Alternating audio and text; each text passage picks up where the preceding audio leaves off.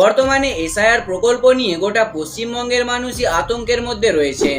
তবে এটা কোনো ভয়ের বিষয় নয়, তাই অযথা গুজব থেকে দূরে থাকবেন। এসআইআর এর অর্থ হলো স্পেশাল ইন্টেনসিভ রিভিশন, অর্থাৎ ভোটার তালিকায় এক বিশেষ সংশোধনী প্রকল্প।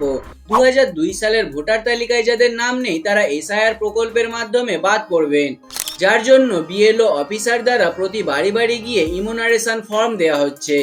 পশ্চিমবঙ্গে এসআইআর এর উদ্দেশ্য হলো রাজ্যে বহু বাংলাদেশি ও রোহিঙ্গারা বিনা পরিচিতিতে বসবাস করত, তাদের পশ্চিমবঙ্গ থেকে তাড়ানোই হলো এসআইআর এর মূল উদ্দেশ্য।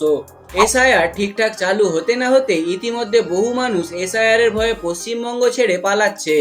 কেন্দ্রীয় সরকারের মূল উদ্দেশ্য হলো 2026-এর ইলেকশনের আগে পশ্চিমবঙ্গ থেকে সমস্ত বাংলাদেশি রোহিঙ্গাদের ভারত ত্যাগ করানো। 4ই নভেম্বর থেকেই পশ্চিমবঙ্গের বিভিন্ন জেলাতেই এসআইআর শুরু হয়ে গেছে।